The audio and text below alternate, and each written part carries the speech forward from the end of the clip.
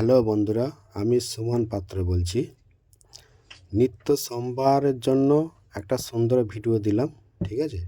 শিব পুজোর কাজ কীভাবে জল দুধ অর্পণ করতে হয় শাস্ত্র অনুযায়ী, সেটা আমি তোমাদের সামনে তুলে ধরলাম, ঠিক আছে? এইভাবে দুধ জল ঢালবেন।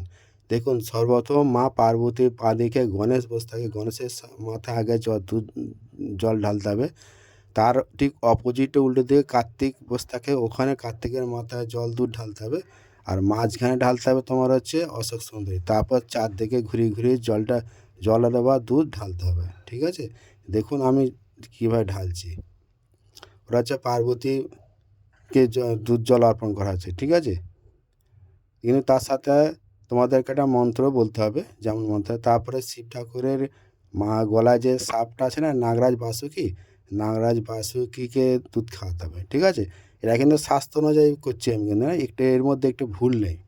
একদম কমের মধ্যে শর্টকাট, যেন সস্তায়। শিবের নাম হচ্ছে আশুতোষ, ওই একটুতেই খুশি, অত কিছু দরকার নেই, ঠিক আছে? আচ্ছা, তারপরে দেখো আমি কি করছি, ফের মাথায় আমি শিবের মাথায় দুধটা ঢালছি। কিন্তু তার সাথে একটা মন্ত্র আছে, ওই মন্ত্রটা আমি বলে দেবো, ঠিক আছে? এরম দুধটা ঢালবেন। কেমন দুধ ঢালা দেখতে পাচ্ছি কি না? প্রথমে ঘি মাখানো হয়েছিল, ঠিক আছে? প্রথমে ভালো ঘি, ঘি, যে ঘিটা আমরা দিয়ে খাই, ঘি পেটে যে ঘিটা খাই, দেশি গাই গরুর যে ঘি, ওই ঘিটা কিনে নিয়ে এসেছিলাম। আর প্রথমে মাখানো হয়েছিল, কিন্তু নিটো ঘি যেন দেবে না, নতুন ঘি কিনে নিয়ে এসে লাগাতে হবে, ঠিক আছে? এটা প্রতি সোমবার করলেও চলবে, নিত্য পুজো করলেও চলবে। আমি শিব চতুর্দশী দিন পুজো করেছিলাম, সেইটা আমি তুলে ধরলাম। কারণ অনেক ভিডিও দেখেছি, অনেক ভুল আছে লোকে দেখেছি, কিন্তু ওতে ফল পাওয়া যায় না, ঠিক আছে? এটা মহাকালের পুজোতে দেখুন, পুজো করলে কি হয়, আমি লাখপতি হব না, কোটিপতি হব না, কিন্তু আমার যে ছোটোখাটো বিপদগুলো না দেখি পার হয়ে যাচ্ছে, দেখি যেগুলো মনে মনে খুব ভয় লাগতো। হ্যাঁ, দেখি না তো মহাকালে পুজো করে দিন, আস্তে আস্তে ওটা দূর হয়ে যাচ্ছে দেখলাম। তারপর এটা ত্রিশূলকে চান করাতে হয় দুধ দিয়ে, ঠিক আছে? দেখতে পাচ্ছি কেন ত্রিশূলকে চান করাচ্ছি। আর দুধটা হবে গায়ে গেলে দুধ হওয়া যায়, আর বেশি ঠান্ডা হওয়া চাই না। তারপর নন্দী মাকে, আচ্ছা, নন্দী মায়ের সামনে তোমার হচ্ছে গণেশ, পার্বতী মা, শিব থাকে। আর ঠিক বডিটা যে আছে না, দেহটার উপরে ওখানে শ্রীকৃষ্ণ রাধিকার স্থান, আর লেজে হচ্ছে শ্রী হনুমানজির স্থান, ঠিক আছে? যে কোনো গরুর গাই মাতার লেজে শ্রী হনুমানজি বাস করে, আমাদের হিন্দু শাস্ত্র অনুযায়ী, কিন্তু না, ঠিক আছে? যেটুকু দুধ বেঁচে আছে ফের সেইটুকু আবার শিবের মাথায় জল ঢেলে দেওয়া হচ্ছে। কারণ প্রথমে আমি বেলপাতা দিতে পারতাম, কেন, প্রথমে ঘি দেওয়া আছে তো, এই জন্য ঘিটা পুরোটা ধুয়ে যাক, একটুখানি ধুয়ে গেলে অসুবিধা নেই। এইটা দুধটা শেষ হয়ে গেলে না, আবার আমি ফের বেলপাতা দেবো, একটা ফ্রেশ বেলপাতা, একদম ভালো বেলপাতা, একটু ফালতু হবে না, কাটাকুটি গিয়ে কোনো অসুবিধা আমি করছি না, ধর বেলপাতায় দেওয়া হবে। এই দেখুন, দেখতে আমি বেলপাতাকে আমি দিয়েছি। আর বেলপাতার যে প্রথম যে লম্বা পাতাটা, মানে আমার দিকে রেখেছি, যে আমি কেন যেই দুধ জল, গঙ্গা জল বা দুধ বা এমনি সাদা জল ঢালবে কিনা, ঠিক ওই লম্বা বেলপাতা না, ঠিক আমার দিকে অথবা তার দিকে রাখতে হবে, ঠিক আছে? এইটা এবার এখানে আমি মন্ত্রটা পড়ছিলাম, আর মন্ত্রটা আমি দিইনি, আমি মনে মনে পড়েছি, এমনি মুখে বলেছিলাম। এখন আমি আওয়াজটা দিচ্ছি বলে বলতে পারছি না। যেটুকু ফের ত্রিশূলকে দেওয়া হচ্ছে, ত্রিশূলকে চান করাচ্ছে, ফের নন্দী মাকে ফের চান করাচ্ছি, সেই দুধটাতে যেটুকু দুধ বেঁচে আছে আর কি, ঠিক আছে? পরিষ্কার করে চান করাতে হবে একদম। নাগরাজবাসীকে দুধ দেওয়া হচ্ছে, নাগরাজবাসী খাচ্ছে।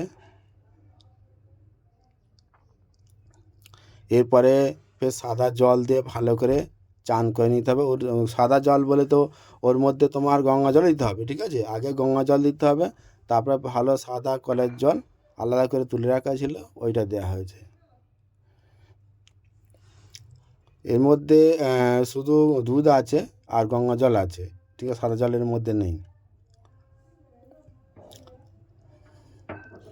দুধটা যে একবারে হুড়মুড়কে ঢালবার কোনো দরকার নেই, আরামসে রয়ে বসে দুধটা ঢালবে তোমরা পরিষ্কার করে। আর শিব ঠাকুরের যে মেন যে মহামন্ত্র আছে না, ওং ত্রম্বকং গজামহে সুগন্ধিম পুষ্টি বর্ধনম উর্বারুকমিব বন্ধনা মৃত্যুর্মুক্ষি চমামিতাৎ।